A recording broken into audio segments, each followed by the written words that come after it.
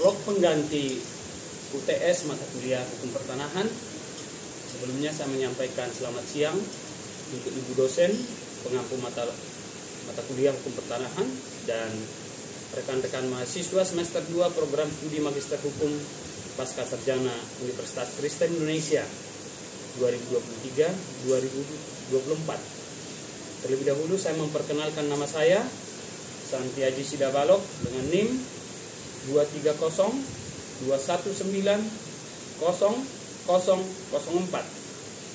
Adapun objek materi pembahasan dalam blok mata kuliah hukum pertanahan ini adalah mengenai peralihan hak atas tanah yang saya uraikan berdasarkan buku materi pembelajaran hukum pertanahan yang disusun oleh Ibu Dr. Diana RW Napitupulu SH, MH, MKN, MSc sebagai dosen pengampu mata kuliah hukum pertanahan di kelas C program studi Magister Hukum Pasca Sarjana Universitas Kristen Indonesia 2023-2024, dan saya juga memadankan dengan beberapa buku-buku seperti rangkuman jurisprudensi Mahkamah Agung Indonesia khususnya mengenai hukum perdata dan tata dan acara perdata. Ada juga mengenai peralihan hak atas tanah dan pendaftarannya karangan Adrian Sutedi SHMH, dan ada juga mengenai hukum agraria Indonesia karangan Profesor Budi Harsono, dan ada buku juga mengenai beberapa jenis-jenis tindak pidana yang sering muncul berkaitan dengan objek tanah atau bangunan tanah dan satuan rumah susun yang disusun oleh Brigjen Purnawirawan Polisi Dr. Aloysius Mujiono. Dalam vlog kali ini saya akan membagi beberapa bagian, diantaranya pertama, bagian pertama dalam vlog saya akan coba menjelaskan mengenai materi yang akan dibahas antara lain. Pertama, nantinya akan saya menjelaskan mengenai pengertian dan dasar-dasar hukum peralihan hak atas tanah di Indonesia. Yang kedua, saya juga akan coba menjelaskan mengenai tujuan dilakukannya pendaftaran tanah di Indonesia. Dan yang ketiga, saya juga akan menjelaskan nantinya apa saja jenis peralihan hak atas tanah di Indonesia. Dan yang keempat, melalui vlog ini juga saya akan berusaha menjelaskan apa saja peralihan hak atas tanah yang terjadi sesuai dengan hukum pertanahan di Indonesia. Sedangkan pada bagian kedua nantinya saya akan memberikan penjelasan mengenai objek-objek yang sudah saya sebutkan pada bagian pertama tadi sesuai dengan peraturan-peraturan yang ada di Indonesia. Pada bagian ketiga nanti saya akan menguraikan kesimpulan, ya. Dan pada bagian terakhir, yaitu bagian keempat, saya akan mencoba nanti menguraikannya, menyebutkan sebagai penutup. Selanjutnya, kawan-kawan, untuk memulai vlog ini, saya akan masuk pada bagian pertama, yaitu mengenai pengertian dan dasar hukum peralihan hak atas tanah di Indonesia. Kemudian mengenai tujuan dari dilakukannya pendaftaran tanah menurut hukum pertanahan di Indonesia dan apa-apa saja jenis-jenis peralihan hak atas tanah.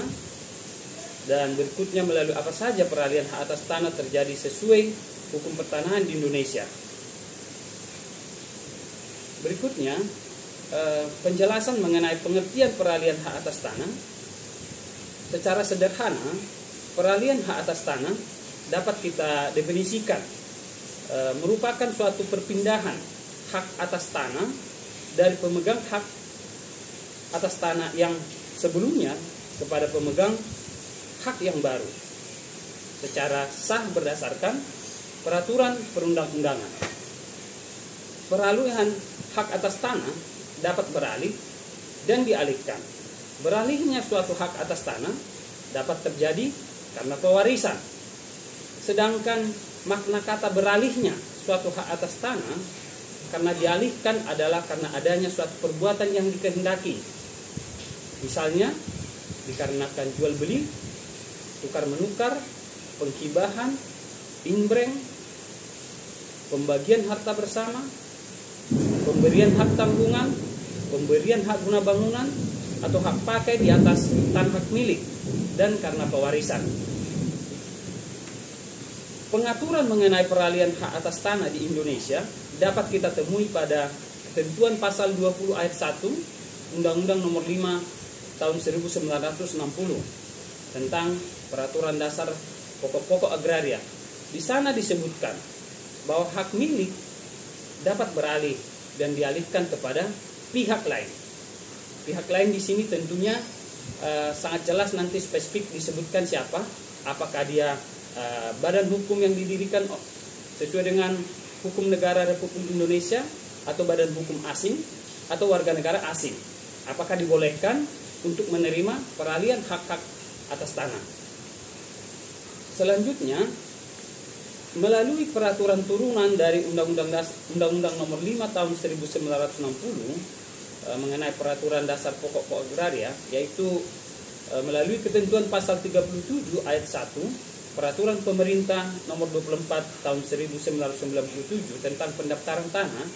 Di sana disebutkan bahwa peralihan hak atas tanah dan hak milik atas satuan rumah susun dapat beralih melalui jual beli, tukar menukar, hibah, imbrek atau pemasukan modal ya atas objek berupa tanah dan bangunan dan perbuatan-perbuatan hukum pemindahan lainnya, kecuali pemindahan hak melalui lelang hanya dapat didaftarkan jika dibuktikan dengan akta yang dibuat pejabat pembuat akte tanah. Berikutnya, saya akan menguraikan apa itu pendaftaran tanah.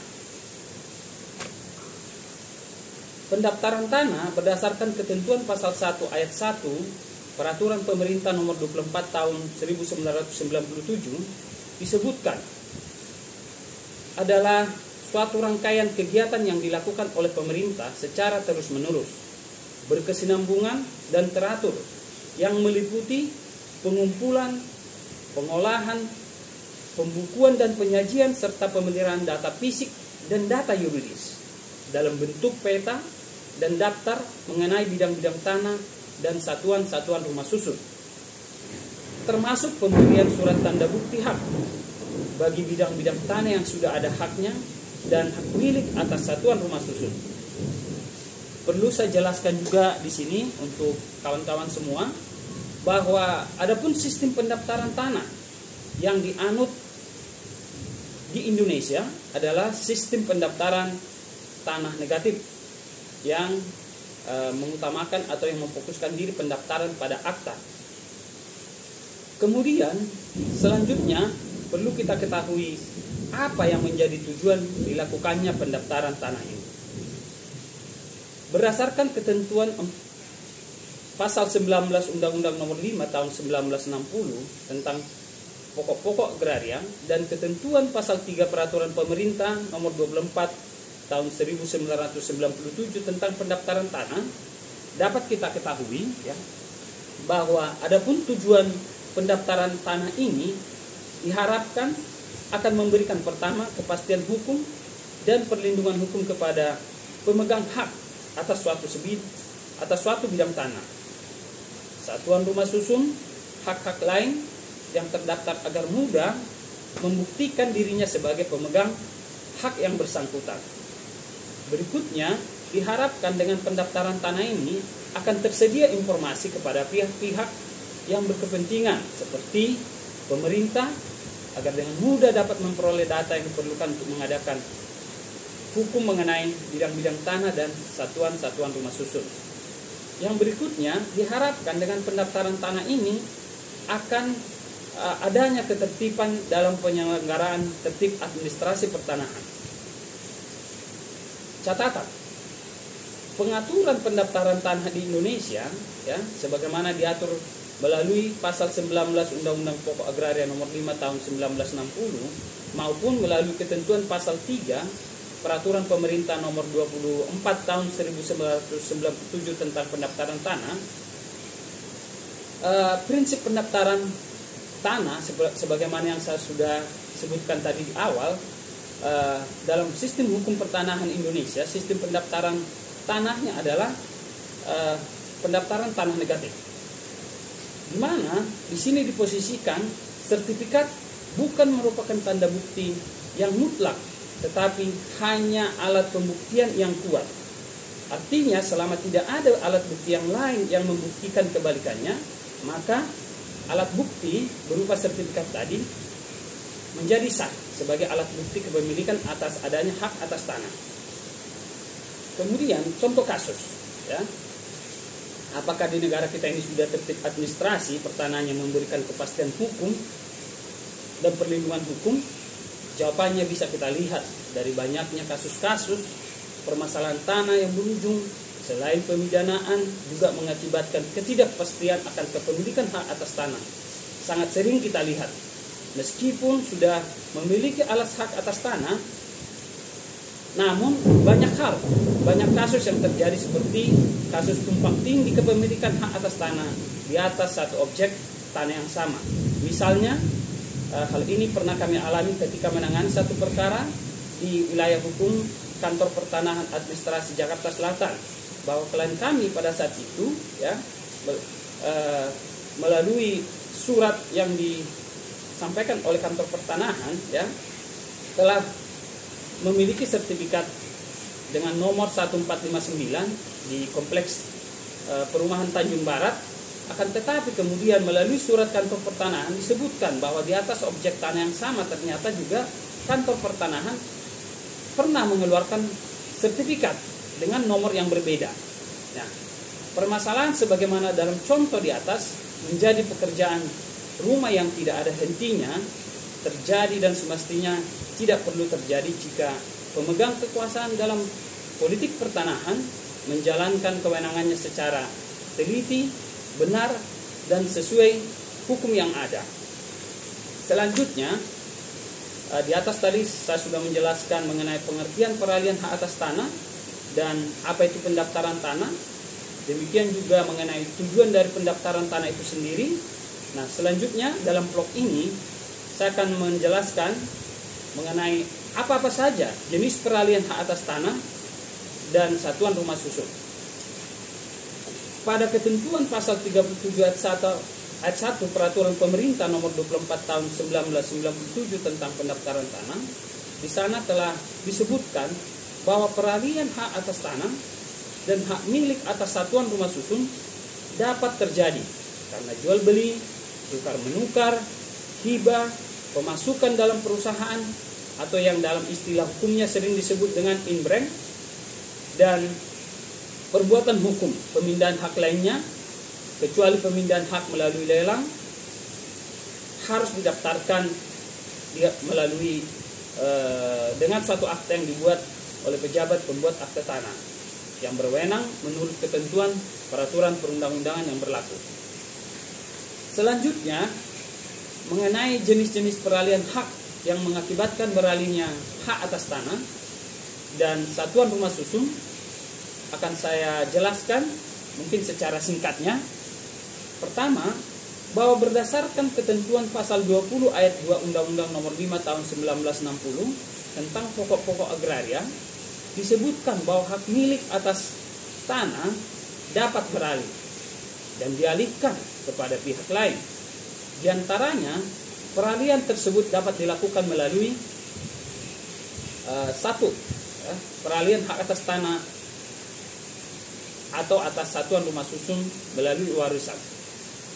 Nah, sebelumnya perlu saya sampaikan kepada kawan-kawan dalam blog kali ini, dalam perkembangannya peralihan hak karena pewarisan mendapat penegasan pada pasal 42 Peraturan Pemerintah Nomor 24 Tahun 1997. Untuk lebih lengkapnya, kawan-kawan silakan melakukan pengecekan pada pasal 24 Peraturan Pemerintah tahun 1997. Nah, peralihan hak atas tanah atau atas satuan rumah susun yang melalui warisan ini dapat saya jelaskan adalah merupakan tindakan pemindahan hak milik atas benda dari seseorang yang telah meninggal kepada orang lain yang ditunjuknya sebagai ahli waris. Maka, ya, setelah berlakunya Peraturan Pemerintah Nomor 24 Tahun 1997 mengenai pendaftaran tanah,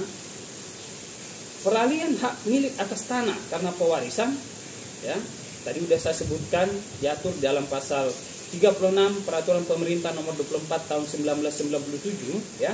Di sana disebutkan bahwa pemeliharaan data pendaftaran tidak dilakukan apabila terjadi perubahan data fisik dan data yuridis objek pendaftaran tanah yang didaftar. Kemudian pemegang hak yang bersangkutan wajib mendaftarkan peralihan sebagaimana dimaksud pada ayat 1 kepada kantor pertanahan. Kantor pertanahan di sini yang dimaksud adalah kantor pertanahan yang mewilayahi keberadaan objek tanahnya, terletaknya di mana, ya. Catatan di sini perlu kita pahami, pewarisan dapat terjadi karena ketentuan undang-undang ataupun karena wasiat dari orang yang mewasiatkan. Di sini ada catatan formulir yang harus kita ingat, harus dibuat akta pembagian warisan oleh pejabat pembuat akte tanah. Selanjutnya, saya akan coba menjelaskan juga mengenai peralihan hak atas tanah atau atas satuan rumah susun melalui hibah. Hibah atas tanah ini dapat diartikan merupakan pemberian seseorang kepada orang lain, ya, dengan tidak ada penggantian apapun dan dilakukan secara sukarela tanpa ada kontraprestasi dari penerima hibah kepada pemberi hibah. Dan akta ini pemberiannya harus dilakukan di hadapan atau dibuat di hadapan pejabat pembuat akte tanah. Proses pembuatannya ini dilakukan pada masa si pemilik dan si pemberi hibah masih hidup, ya. Inilah yang membedakan antara hibah dengan wasiat. Kalau wasiat tadi berlaku setelah si pewasiatnya meninggal, ya. Sedangkan hibah ini berlaku semenjak si pemberi hibahnya masih hidup, ya. Nah, peralihan hibah atas tanah atau atas satuan rumah susun karena hibah tidak serta-merta menjadi atau terjadi pada saat tanah tersebut diserahkan oleh penghibah kepada penerima hibah.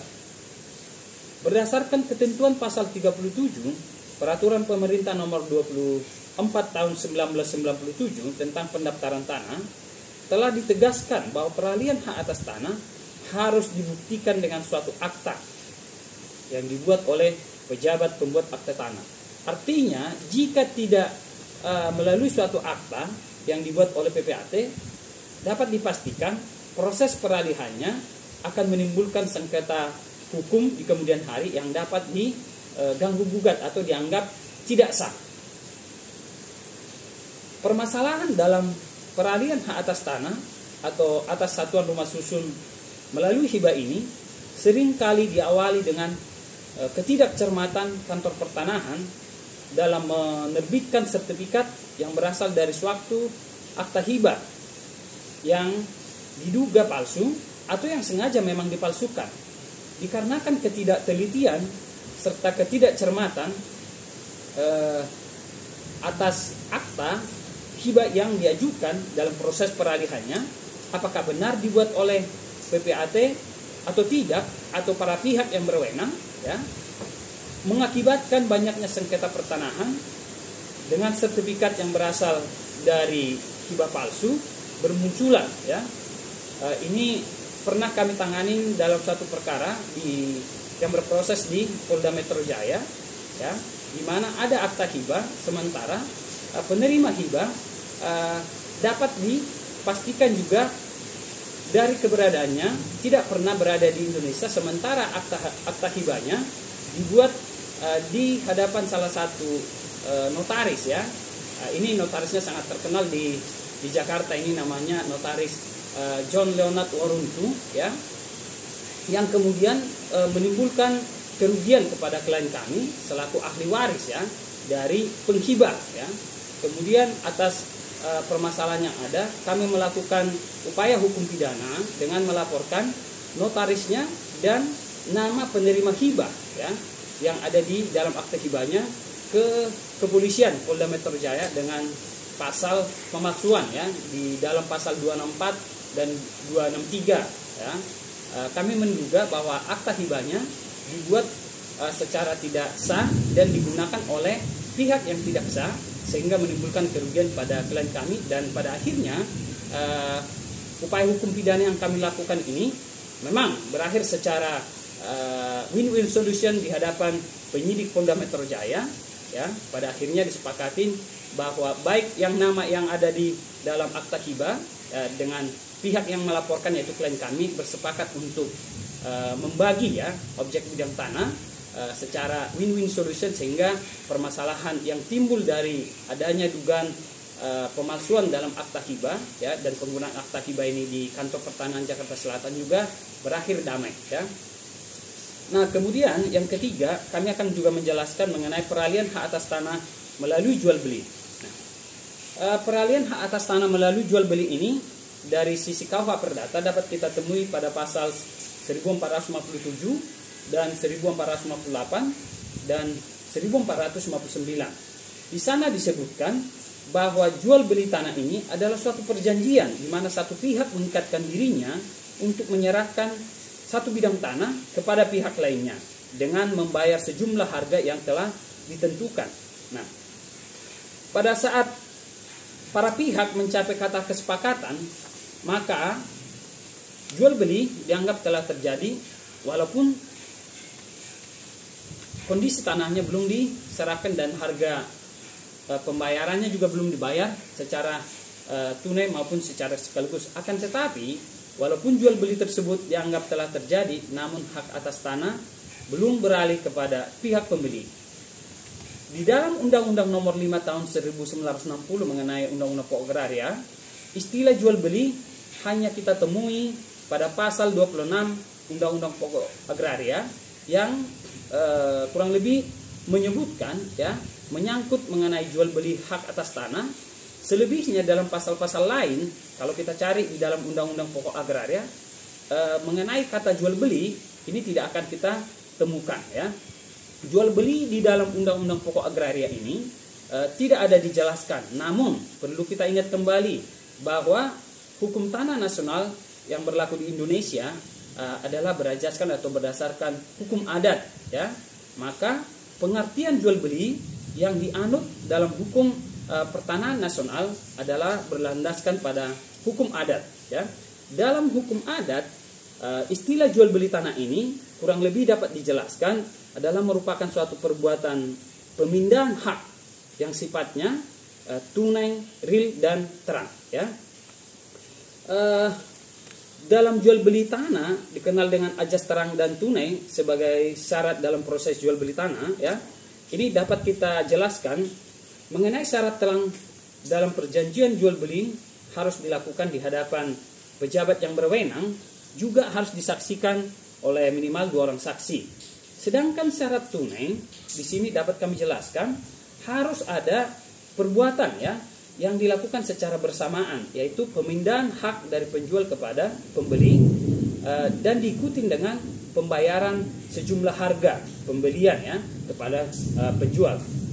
Mengenai prinsip terang dan tunai dalam peralihan hak atas tanah, ini bagi kawan-kawan mungkin yang sering melakukan praktek litigasi ya, jangan kita melupakan bahwa Mahkamah Agung melalui surat edaran nomor 4 tahun 2016 tentang pemberlakuan rumusan hasil rapat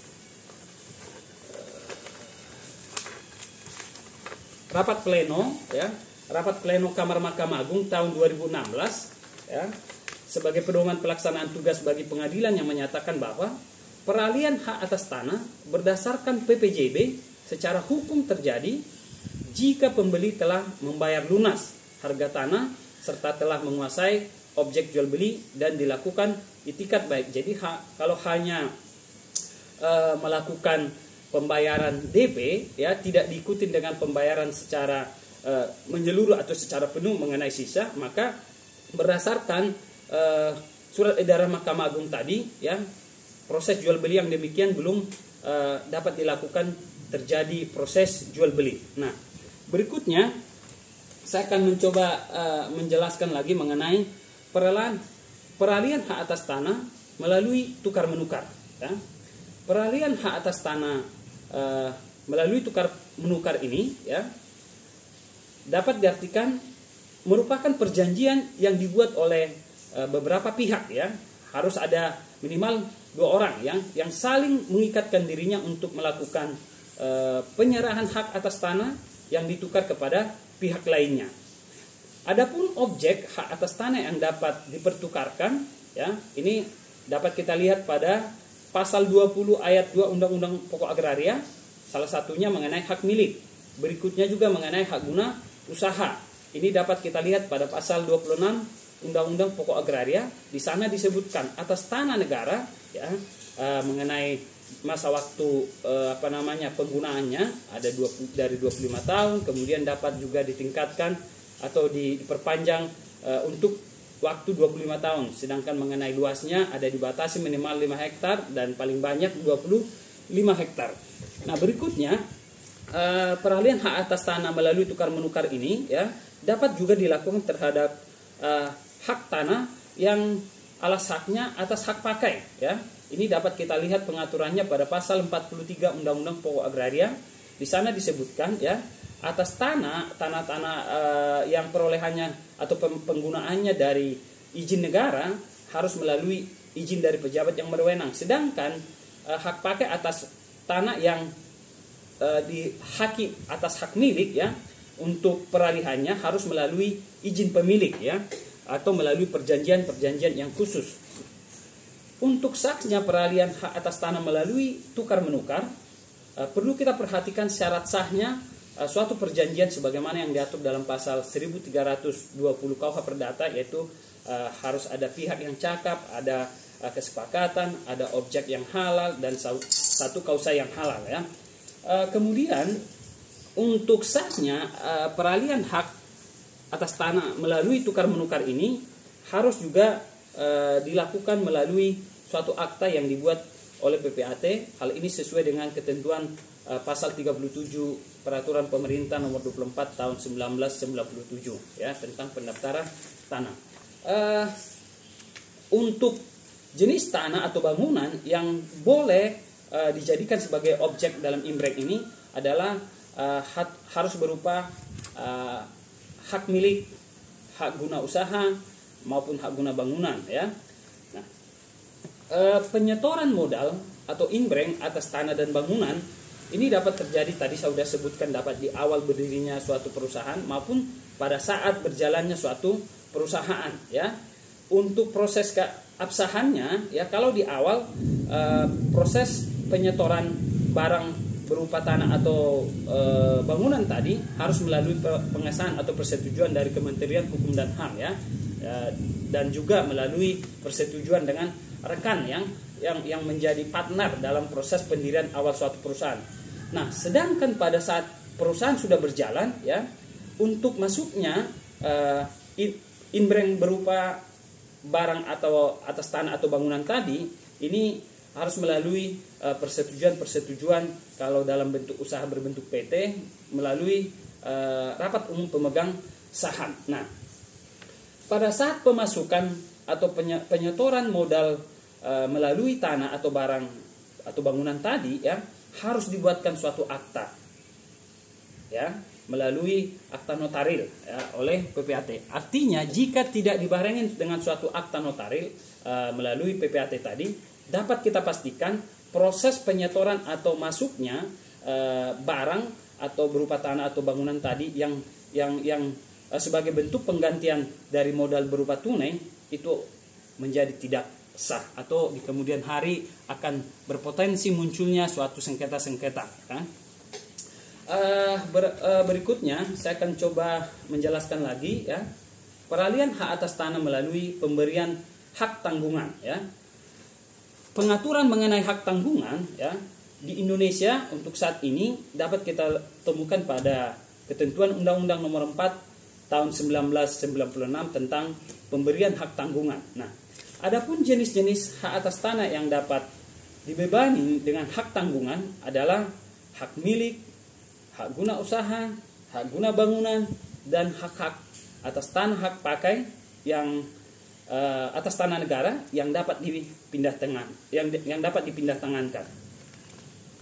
peralihan hak atas tanah menurut Undang-Undang Nomor 4 Tahun 1996 tentang hak tanggungan terjadi ya jika pertama ya piutang yang dijamin dengan hak tanggungan beralih karena cesi, subrogasi, dan pewarisan. Untuk sahnya suatu pembebanan hak tanggungan atas tanah perlu kita perhatikan beberapa syarat. Pertama, harus ada perjanjian pokok, yaitu perjanjian biasanya itu perjanjian utang piutang. Ini yang lazim disebut perjanjian induk ya, yang dibuat dengan akta notaris atau dengan akta di bawah tangan ya. Kemudian ya perjanjian pokok tadi diikuti dengan penandatangan suatu akta pemberian hak tanggungan. Ini harus dilakukan di hadapan pejabat pembuat akta tanah ya. Berikutnya, akta pemberian hak tanggungan yang sudah ditandatangani oleh kreditur dan debitur ya harus didaftarkan. Kemana didaftarkan? Ini bagi kawan-kawan perlu hati-hati ya. Pendaftaran akta pengikatan hak tanggungan tadi ya harus dilakukan di kantor pertanahan yang meulayahi ya objek tanahnya berada. Selanjutnya, kepala kantor pertanahan akan menerbitkan suatu sertifikat hak tanggungan yang memuat irah-irah demi keadilan yang berdasarkan ketuhanan yang Maha Esa, yang kemudian ini mempunyai sifat eksekutorial, yang mempunyai kekuatan yang sama terhadap putusan-putusan pengadilan yang berkekuatan hukum yang tetap, yang memuat kata-kata menghukum yang sifatnya dapat dieksekusi ya. Jika kata-kata eksekutorial demi keadilan berdasarkan ketuhanan yang Maha Esa ini tidak dapat, berarti hak tanggungan yang demikian sifatnya tidak dapat dieksekusi atau tidak mempunyai kekuatan eksekutorial. Makna memiliki eksekutorial jika debitur lalai ya membayar kewajibannya, maka kreditur dapat mengajukan permohonan eksekusi ke pengadilan. Permohonan di sini diajukan tidak melalui suatu gugatan, akan tetapi melalui permohonan eksekutorial ya, melalui permohonan eksekusi atas sertifikat hak tanggungan. Nah, ini nanti ada tahapan-tahapan setelah diajukan permohonan ke pengadilan, pengadilan melakukan registrasi, kemudian ada tahapan unmanning ya. Bagi debiturnya masih dikasih waktu dalam 8 hari untuk melaksanakan kewajibannya. Jika dalam waktu 8 hari ya, yang di unmanning tidak melakukan apa yang menjadi suatu kewajibannya, maka pengadilan selanjutnya akan melakukan sita eksekutorial ya, kemudian lelang atas objek hak tanggungan. Nah, itulah tahapan-tahapan yang perlu kita perhatikan dalam suatu pemberian hak tanggungan supaya memiliki kekuatan eksekutorial ya. Baik. Selanjutnya di dalam Undang-Undang Pokok Agraria Nomor 5 Tahun 1996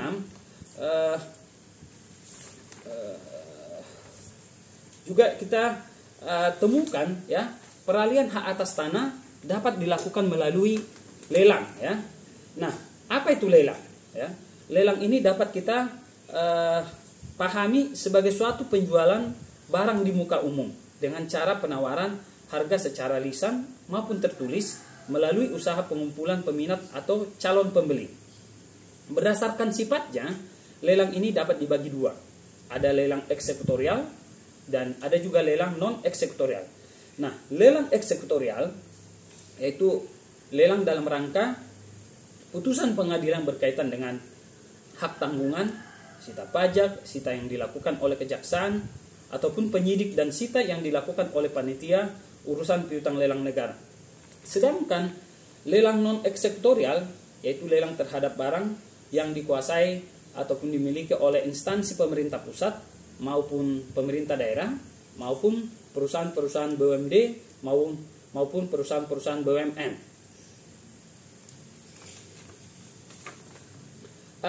Adapun prosedur pendaftaran peralihan hak atas tanah akibat pelaksanaan lelang ya, ini sangat cenderung berbeda dengan jenis pendaftaran peralihan hak atas tanah melalui jual beli dan jenis-jenis lainnya.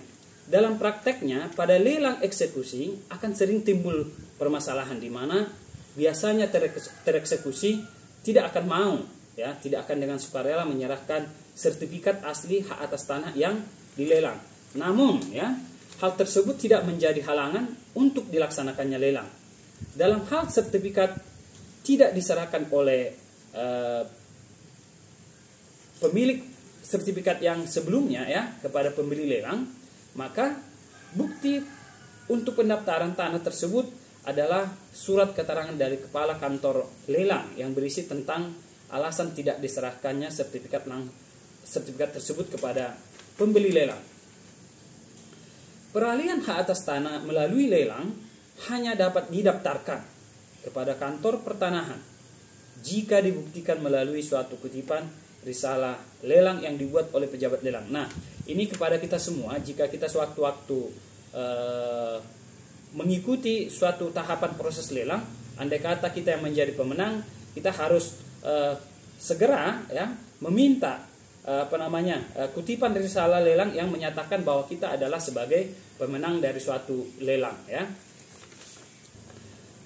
Permohonan pendaftaran peralihan hak atas tanah yang diperoleh melalui lelang ini diajukan tentunya oleh pemenang lelang, ya, atau kuasanya kepada kantor pertanahan yang mewilayahi lingkup objek tanah atau bangunan yang dilelang. Berikutnya saya akan menjelaskan mengenai peralihan hak atas tanah melalui wakaf. Suatu peralihan hak wakaf tanah milik dalam Islam ini diatur melalui KUH Perdata, Undang-Undang Pokok Agraria, melalui hukum adat yang pada prinsipnya tidak terdapat perbedaan yang menonjol. Yang perlu diingat bahwa dari peralihan tanah milik tersebut, bagaimana cara memperoleh atau terjadinya hak milik dan peruntukannya, dari siapa dan untuk siapa, ya. Keberadaan wakaf telah mendapat pengakuan melalui Undang-Undang Pokok Agraria nomor 5 tahun 1960, yaitu dapat kita lihat pada pasal 49, ya. Kemudian, ya, dalam peraturan pemerintah nomor 28 tahun 1977, di sana disebutkan bahwa wakaf tanah hak milik, ya, merupakan suatu perbuatan hukum seseorang atau badan hukum yang memisahkan sebagian dari harta bendanya, yaitu berupa tanah, ya, yang dihakim dengan hak milik untuk kepentingan peribadatan atau kepentingan umum lainnya sesuai ajaran agama Islam. Nah, untuk pengawasan wakaf tanah milik ini dilakukan oleh pemerintah dan juga oleh masyarakat setempat. Dan wakaf tanah milik tidak boleh atau dilarang untuk dipindah tangankan kepada pihak lain maupun ditarik kembali oleh si pemberi wakaf. Nah, mengenai peralihan hak atas tanah melalui wakaf ini ada catatan yang perlu kita ketahui bersama, yaitu bahwa untuk peralihan hak atas tanah melalui wakaf perlu diperhatikan. Pertama, bahwa tanah yang dapat diwakafkan adalah tanah yang sudah menjadi hak milik. Kemudian, perwakapan tanah diperuntukkan untuk masyarakat banyak, bukan untuk kepentingan pribadi. Yang berikutnya, tanah wakaf harus terlembagakan untuk selama-lamanya. Keempat, peruntukan tanah yang diwakafkan harus untuk kepentingan peribadatan atau dalam arti untuk kepentingan umum. Yang selanjutnya, dengan wakaf tadi akan terputus hubungan kepemilikan antara wakaf dengan si pemberi wakaf. Selanjutnya, status kepemilikan menjadi milik masyarakat luas. Nah, wakif tidak dapat menarik kembali tanah yang telah diwakafkan. Wakif di sini yaitu pihak yang memberikan, ya, yang mengalihkan tanah wakaf tadi. Nah, yang berikutnya, ini wakaf harus dibuatkan di hadapan pejabat pembuat akte ikrar wakaf. Nah, pada bagian yang ketiga, tadi di awal saya sudah menjelaskan bahwa dalam vlog ini terdiri atas 4 bagian, ya. Selanjutnya pada bagian ketiga ini saya akan menguraikan kurang lebih kesimpulan dari hal-hal yang sudah saya jelaskan pada bagian pertama, bagian kedua, dan pada bagian ketiga ini. Kesimpulan yang saya sebutkan antara lain bahwa dari jenis-jenis peralihan hak atas tanah maupun atas satuan rumah susun, dapat kita ketahui bahwa peralihan hak atas tanah dan atas satuan rumah susun dapat terjadi melalui jual beli, tukar menukar, hibah, inbreng atau pemasukan barang atau modal, ya, pembagian hak bersama atau pembebanan hak tanggungan melalui hak guna bangunan atau hak pakai di atas hak milik, dan waris harus dilakukan melalui pejabat pembuat akte tanah. Sedangkan peralihan selain hak atas tanah atau atas satuan rumah susun, peralihannya harus dilakukan di hadapan pejabat yang bukan pejabat pembuat akte tanah, melainkan dibuat di hadapan pejabat lelang dan pejabat pembuat akte wakif, ya. Penerapan sifat terang dan tunai dalam jual beli hak atas tanah dalam vlog ini juga akan saya lampirkan melalui suatu contoh kasus, ya, yaitu dalam perkara tanah yang telah memperoleh putusan inkrah dari Pengadilan Negeri Tanjung Karang nomor 6 PDTG 2020 yang saya dapatkan dari rangkuman jurisprudensi Mahkamah Agung Indonesia mengenai hukum perdata dan acara perdata, bahwa dari putusan Pengadilan Negeri Tanjung Karang nomor 6 PDTG tahun 2020, ya, Mahkamah Agung, ya,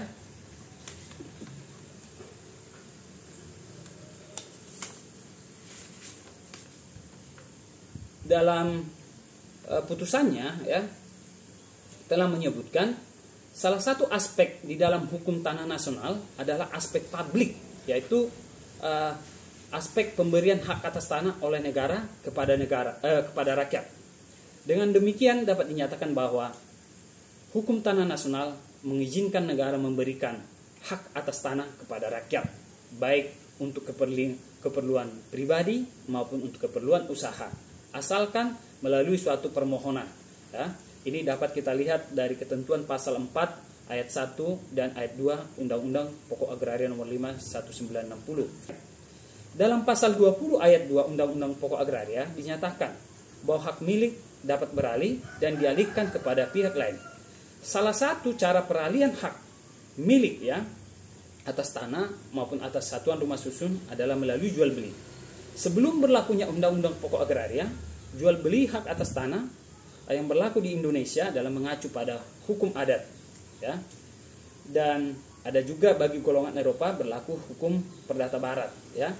Hukum adat yang digunakan bagi golongan pribumi adalah hukum adat dari masing-masing masyarakat itu sendiri berdasarkan tempat di mana persoalan tersebut terjadi. Dalam hukum adat, pelaksanaan jual beli hak atas tanah baru terjadi ketika dipenuhinya sifat terang dan tunai.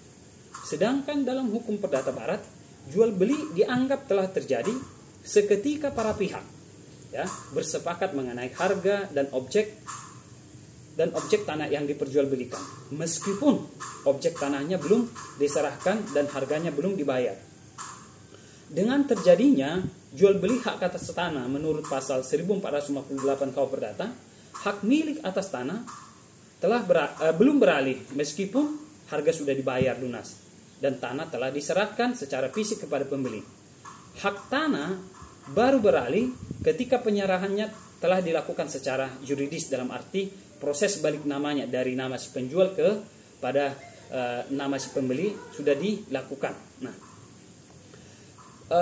hal ini dapat kita pahami melalui ketentuan pasal 617 KUH Perdata. Di sana disebutkan bahwa semua akta penjualan, penghibahan, pembagian, pembebanan, dan atau pemindah tanganan barang tidak bergerak harus dibuat dalam bentuk atau akta otentik. Akta otentik di sini dibuat di hadapan pejabat yang berwenang, yaitu PPAT. Kalau di suatu tempat-tempat yang masih terpencil, PPAT di sini dapat digantikan posisinya oleh camat ya. Menurut hukum adat ya, jual beli hak atas tanah adalah perbuatan hukum penyerahan hak sertifikat hak ya. Menurut hukum adat, jual beli hak atas tanah adalah perbuatan hukum penyerahan hak atas tanah untuk selama-lamanya dari penjual kepada pembeli. Dalam hukum perdata barat ya, definisi jual beli sebagaimana disebutkan dalam pasal 1457 KUH Perdata adalah suatu persetujuan dengan mana pihak yang satu mengikatkan dirinya untuk menyerahkan suatu barang dan pihak yang lain untuk membayar harga yang dijanjikan. Dari pengertian tersebut, pada pokoknya baik dari sisi hukum adat maupun hukum perdata barat sama-sama menjelaskan bahwa jual beli hak atas tanah adalah penyerahan hak atas tanah dari penjual kepada pembeli. Undang-undang Pokok Agraria juga tidak mengatur mengenai tata cara, kewajiban maupun hal-hal lain yang berkaitan dengan jual beli hak atas tanah, seperti yang diketahui bahwa hukum adat merupakan sumber utama serta pelengkap dari Undang-Undang Pokok Agraria, maka terhadap hal-hal yang belum atau tidak diatur dalam Undang-Undang Pokok Agraria akan digunakan dalam ketentuan hukum adat. Namun saat ini jual beli hak atas tanah tidak hanya harus memperhatikan sifat terang tunai dan real, tetapi juga harus memperhatikan syarat material agar jual beli hak atas tanah menjadi sah dan syarat formil agar jual beli hak atas tanah menjadi sempurna. Adapun yang dimaksud dengan syarat material adalah penjual adalah pihak yang berhak untuk menjual hak atas tanahnya. Dalam contoh kasus yang kami angkat ya, dalam vlog ini, dalam sertifikat tertulis atas nama inisial kami sebutkan NF dan FH adalah sebagai pemilik ruko-ruko dan tanah-tanah pekarangan yang dijualnya. Dengan demikian, NF dan FH adalah merupakan penjual yang berhak untuk menjual hak atas tanahnya. Kemudian pembeli adalah berhak membeli tanah yang bersangkutan. Dalam kasus yang kami angkat dalam vlog ini ya, hak atas tanah yang dijual dalam kasus ini adalah berupa hak milik sebagaimana tercantum dalam 3 sertifikat atas nama NF dan 1 sertifikat atas nama FH yang berkewarganegaraan Indonesia, sedangkan pembelinya berinisial TS adalah juga berkewarganegaraan Indonesia. Tanah yang bersangkutan adalah boleh diperjualbelikan dengan sejumlah harga bebas dari kaitan sengketa ataupun jaminan. Namun dalam perkara yang kami angkat dalam vlog ini, kami menemukan bahwa TS, NF dan FH tidak dapat langsung melakukan penandatanganan akta jual beli karena objek jual beli masih dalam jaminan pinjaman di salah satu bank. Namun setelah beberapa waktu, ruko dan tanah kemudian ditebus dan dilakukan royak oleh NF dan FH sehingga NF, FH dan TS baru dapat melaksanakan penandatanganan akta jual beli di hadapan pejabat pembuat akta tanah. Kemudian mengenai kecakapan para pihak. Dalam putusan Pengadilan Negeri Tanjung Karang yang kami teliti dalam vlog ini yang dengan nomor putusan nomor 6 PDTG tahun 2020, kami juga tidak menemukan adanya penyebutan sama sekali mengenai status perkawinan dari para pihak yang melakukan penjualan maupun pihak yang melakukan pembelian, sehingga kami berasumsi untuk melakukan kegiatan proses jual beli atas objek tanah ini para pihak sudah mendapatkan persetujuan dari pasangan masing-masing ya. Dari pemenuhan unsur-unsur yang ada pada syarat material, maka jual beli hak atas tanah yang menjadi cakupan dalam putusan Pengadilan Negeri Tanjung Karang nomor 6 garing PDTG tahun 2020 kami asumsikan adalah sah. Selain itu, jual beli hak atas tanah dalam putusan ini juga telah memenuhi syarat formil. Hal ini dapat dilihat dari adanya akta jual beli yang dibuat di hadapan notaris, ya, sejumlah 4 akta jual beli. Bahwa terhadap akta jual beli yang disebutkan telah dilakukan pendaftaran tanah sehingga pembeli kemudian mendapatkan kepastian dan perlindungan hukum.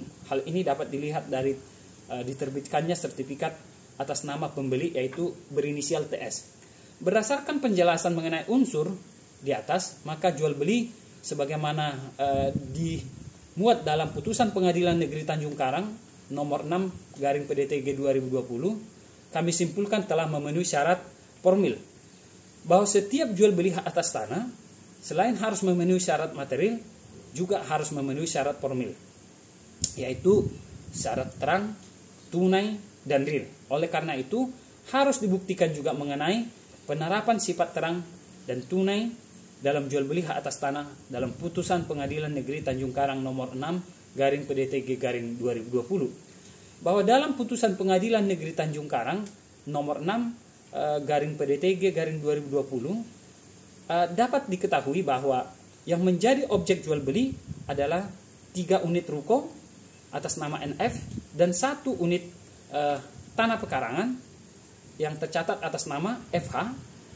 dengan nilai jual senilai 6,4 miliar, ya. Bahwa nilai jual terhadap 4 bidang tanah, yaitu tadi 3 bidang atas ruko dan 1 bidang atas tanah pekarangan, ini jual belinya dilakukan di hadapan PPAT pada tanggal 17 Oktober 2019. Dengan demikian, sifat terang dalam jual beli hak atas tanah dalam putusan Pengadilan Negeri Tanjung Karang nomor 6/PDTG 2020 yang kami angkat dalam vlog ini telah terpenuhi karena perbuatan hukum jual beli dilakukan di hadapan PPAT-nya. Selanjutnya dalam putusan Pengadilan Negeri Tanjung Karang nomor 6/PDTG 2020, ya, dapat kita ketahui bahwa penjual dan pembeli bersama-sama menghadap PPAT. Dengan demikian akta jual beli kemudian dituangkan atas kehendak para pihaknya. Dengan demikian sifat real dalam jual beli hak atas tanah dalam putusan Pengadilan Negeri Tanjung Karang nomor 6/PDTG 2020 telah terpenuhi, ya.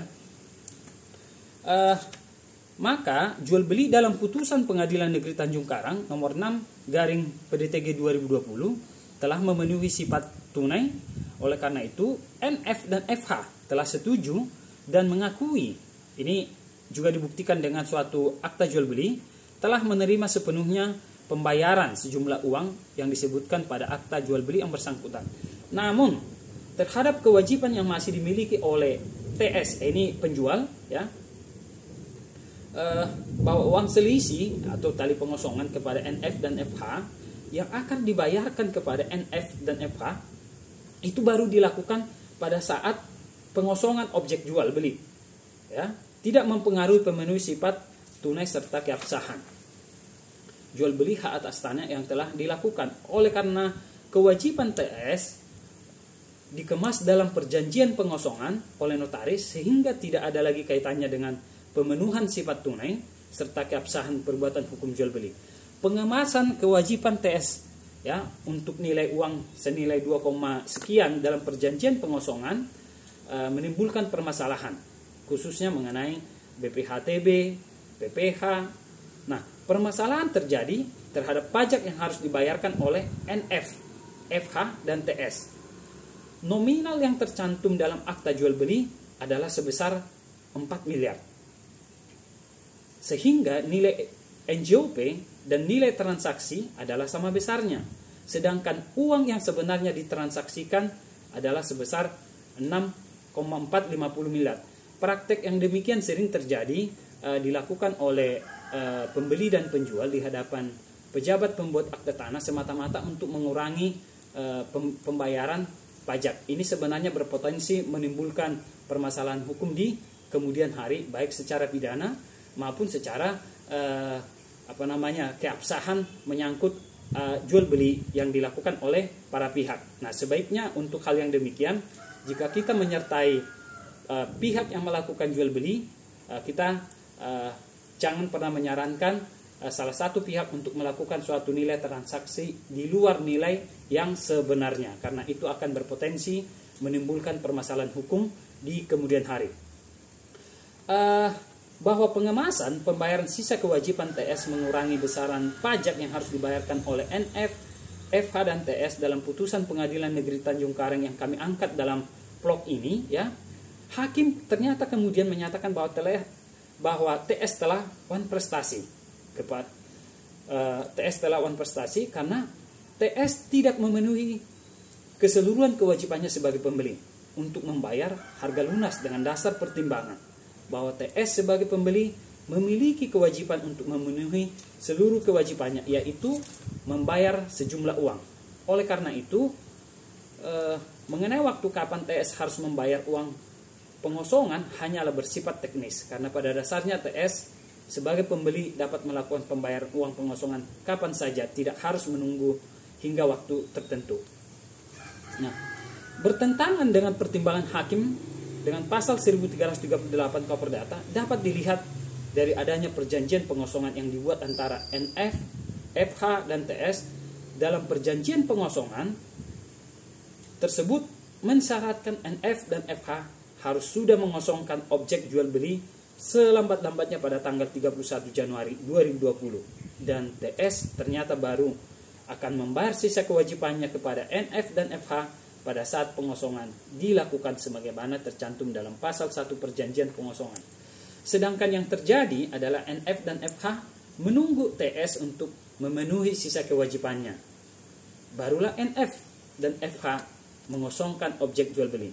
Oleh karena tindakan NF dan FH tidak mematuhi isi dari perjanjian pengosongan, maka TS dapat dinyatakan wan prestasi, serta TS dapat membela dirinya dengan alasan atau tangkisan yang menyatakan bahwa pihak lain yaitu NF dan FH belum melaksanakan prestasinya secara sepenuhnya, sehingga tidak patut untuk menuntut TS melakukan prestasi.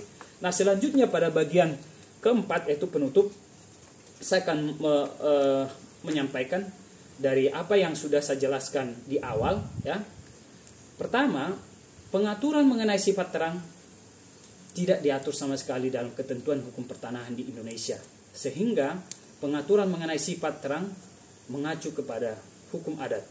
Sedangkan pengaturan sifat real dapat kita temukan pada ketentuan pasal 37 ayat 1, pasal 38 ayat 1, dan pasal 3 huruf A Peraturan Pemerintah Nomor 24 Tahun 1997 tentang pendaftaran tanah. Selain itu, pengaturan sifat tunai dapat juga kita temukan pada lampiran 1 huruf B bagian premis Perkaban Nomor 8 /12. Sifat terang dan tunai dalam jual beli hak atas tanah telah mengalami modernisasi dan penyesuaian yang tanpa mengubah hakikat guna memenuhi kebutuhan masyarakat saat ini. Modernisasi dan penyesuaian terdapat pada jual beli hak atas tanah yang pembayaran harganya secara tunai, serta sifat dan cirinya adalah sebagai perbuatan yang real dan terang. Sifat terang diartikan bahwa jual beli hak atas tanah harus dilakukan di hadapan pejabat pembuat akte tanah atau PPAT sementara, sedangkan sifat real diartikan sebagai jual beli hak atas tanah yang telah dilakukan dibuktikan dengan dibuatkannya suatu akta jual beli yang berisi mengenai kehendak penjual dan pembeli. Selain itu, sifat tunai diartikan sebagai adanya pemenuhan prestasi secara bersamaan, di mana penjual menyerahkan hak atas tanahnya secara juridis kepada pembeli dan pembeli membayarkan harga telah disepakati secara lunas. Jual beli hak atas tanah dalam putusan Pengadilan Negeri Tanjung Karang yang kami angkat dalam vlog dengan nomor 6/PDTG tahun 2020 telah memenuhi sifat terang, tunai, dan real. Pemenuhan sifat terang dapat dilihat dari adanya pelaksanaan jual beli di hadapan pejabat pembuat akte tanah, dan pemenuhan sifat tunai dapat dilihat dari adanya pembayaran sejumlah uang secara penuh atau lunas terhadap nominal jual beli dalam akta jual beli, serta pemenuhan sifat real dapat dilihat dari adanya penandatanganan akta jual beli antara pihak yang menjual yaitu NF, FH, dan TS selaku pihak yang membeli. Namun oleh karena TS tetap harus membayar sisa kewajibannya sebesar 2,5 ya dalam bentuk uang tali asi setelah NF dan FH melakukan pengosongan objek jual beli. Demikian vlog mengenai peralihan hak atas tanah. Ini saya uraikan dan saya buat sebagai pengganti UTS untuk mata kuliah hukum pertanahan yang diasuh oleh Ibu Dr. Diana RW Napitupulu untuk kelas C program studi Magister Hukum Pasca Sarjana Universitas Kristen 2023-2024. Atas kekurangan dan ketidaktelitian kami dalam uraian vlog ini, kami mohon Ibu dosen, Ibu Dr. Diana Riawe Napitupulu SH, MH, MKN, MSc dapat menyempurnakannya dalam kelas-kelas yang lanjutan mungkin yang akan dapat dilanjutkan di lain waktu. Atas perhatian kawan-kawan dan Ibu dosen, saya ucapkan terima kasih dan selamat siang.